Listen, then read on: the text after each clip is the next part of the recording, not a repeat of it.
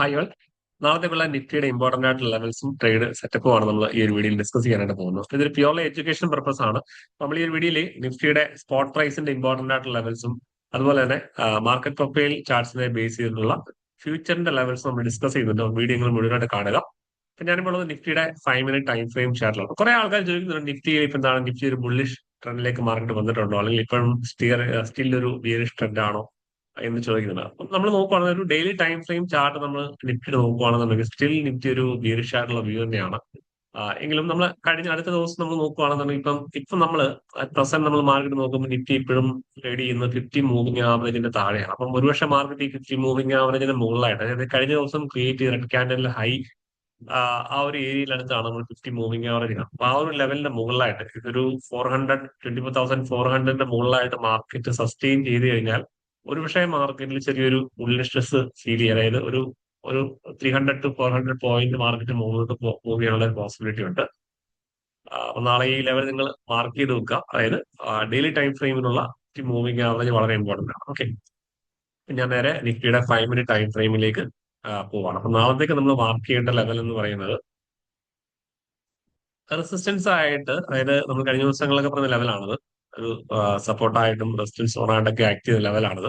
അതായത് 24,300 മുതൽ 350 വരെയുള്ള ഏരിയ നമ്മൾ ഓൾറെഡി മാർക്ക് ചെയ്തിട്ടുണ്ട്. അപ്പൊ നിഫ്റ്റി ഇപ്പൊ ക്ലോസ് ചെയ്തിരിക്കുന്നത് ആ ഒരു ലെവലിന്റെ മുകളിലാണ്. നാളെ ഒരുപക്ഷെ മാർക്കറ്റ് ഈ ലെവലിന് മുകളിലായിട്ട് സസ്റ്റെയിൻ ചെയ്ത് കഴിഞ്ഞാൽ മാർക്കറ്റ് മുകളിലോട്ട് പോകാനുള്ള ഒരു പോസിബിലിറ്റി ഉണ്ട്.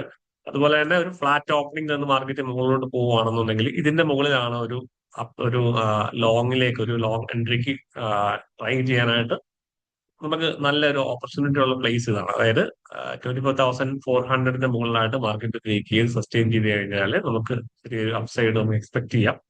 അപ്പം അപ്സൈഡിലേക്ക് മുകളിലോട്ട് പോകുന്ന സമയത്ത് ഒരു 24,440 ലെവൽ ചെറിയൊരു ലെവലാണ്. അതുപോലെ തന്നെ 500 ലെവൽ നിങ്ങൾ നോക്കുക, സൈക്കോളജിക്കൽ റെസിസ്റ്റൻസ് ആയിട്ട് 500 ആക്ട് ചെയ്യും.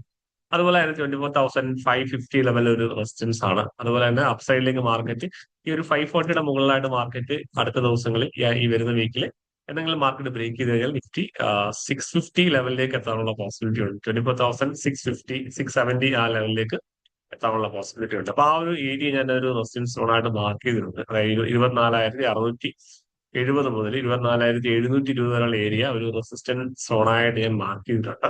അപ്പൊ അവിടെ നിന്നൊക്കെ ഒരു പ്രൈസ് റിജക്ഷൻ വരാം. ഓക്കെ, അപ്പൊ അതുപോലെ തന്നെ ഡൗൺ സൈഡിലേക്ക് നമുക്ക് സപ്പോർട്ടായിട്ട് മാർക്ക് ചെയ്യേണ്ടത് ഈ ഒരു ലെവൽ മാർക്ക് ചെയ്യാം. അതായത് 24,246.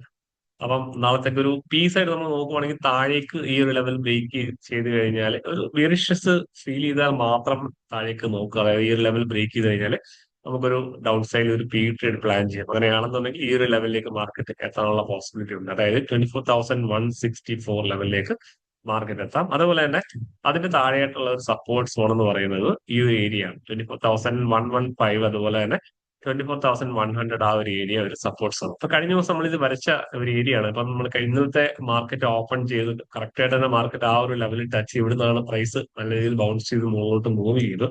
അപ്പം ഈ ഒരു ഏരിയയിൽ ബയേഴ്സ് ഉണ്ടാവും. അപ്പൊ ഇത് സ്ട്രോങ് ആയിട്ടുള്ള ലെവലായിട്ട് നമുക്ക് കൺസിഡർ ചെയ്യാം.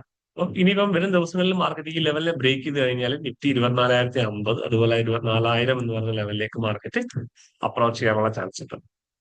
അപ്പൊ അതുപോലെ തന്നെ അതിന്റെ താഴേക്കുള്ള ഒരു സപ്പോർട്ട് സോൺ എന്ന് പറയുന്നത് ഞാൻ കഴിഞ്ഞ ദിവസങ്ങൾ ഓൾറെഡി പറഞ്ഞാണ്. 23,930 മുതൽ 23,840 ഏരിയ വളരെ സ്ട്രോങ് ആയിട്ടുള്ള ഒരു സപ്പോർട്ട് സോൺ ആണ് നിഫ്റ്റിയിൽ. അപ്പം ഈ ലെവൽസ് ഒക്കെ നിങ്ങൾ കറക്റ്റ് ആയിട്ട് നിങ്ങളുടെ ചാർട്ടിൽ മാർക്ക് ചെയ്ത് വെക്കുക. അതുപോലെ ഞാനിപ്പോ നിഫ്റ്റിയുടെ മാർക്കറ്റ് പ്രൊഫൈൽ ചാർട്ടിലേക്ക് പോവാണ്. അതായത് ഫ്യൂച്ചറിന്റെ ലെവൽസ് നിങ്ങൾ മാർക്ക് ചെയ്ത് വെക്കുക. ഒരുപക്ഷെ നാളെ മാർക്കറ്റ് ഈ ഒരു വാല്യൂ ഏരിയ ഹൈ, അതായത് വാല്യൂ ഏരിയ ഹൈ എന്ന് പറയുന്നത് 24,360 ഇത് ഫ്യൂച്ചറിന്റെ ലെവലാണ്. 24,360 ലെവൽ. അതുപോലെ തന്നെ വാല്യൂ ഏരിയ ലോ എന്ന് പറയുന്നത് 24,240 ആണ്. അപ്പം ഈ ഒരു വാല്യൂ ഏരിയന്റെ മുകളിൽ മാർക്കറ്റ് ഓപ്പൺ ചെയ്തിട്ട് ആദ്യത്തെ ഒരു 1 അവർ മാർക്കറ്റിന്റെ ഡയറക്ഷൻ മുകളിലോട്ടാണെന്നുണ്ടെങ്കിൽ നിഫ്റ്റി ഒരു അപ് ട്രെൻഡിലേക്ക് മൂവ് ചെയ്യാനുള്ള പോസിബിലിറ്റി ഉണ്ട്. അതുപോലെ തന്നെ മാർക്കറ്റിന്റെ ഓപ്പണിംഗ് ഈ ഒരു വാല്യൂ ഏരിയന്റെ ലോയിൽ താഴെ മാർക്കറ്റ് ഓപ്പൺ ചെയ്തിട്ട് ആദ്യത്തെ ഒരു 1 അവർ മാർക്കറ്റിന്റെ ഡയറക്ഷൻ താഴേക്കാണെന്നുണ്ടെങ്കിൽ ഒരു ഡൗൺ സൈഡിലേക്കുള്ള എൻട്രിക്ക് കൂടുതൽ ഇമ്പോർട്ടൻസ് കൊടുക്കുക. അപ്പം ഈ ഒരു വാല്യൂ ഏരിയ ഹൈയും ലോയും നിങ്ങൾ കറക്റ്റ് ആയിട്ട് മാർക്ക് ചെയ്ത് വെക്കുക. ഓക്കെ, അപ്പം അതുപോലെ തന്നെ ഈ ഒരു സോൺ വളരെ ഇമ്പോർട്ടന്റ് ആണ്. അതായത് 24,340 മുതൽ 24,377 ഫ്യൂച്ചറിലും സ്പോട്ട് പ്രൈസിലും നമുക്ക് അതേ ഒരു ഏരിയ നമ്മൾ മാർക്ക് ചെയ്തിട്ടുണ്ട്.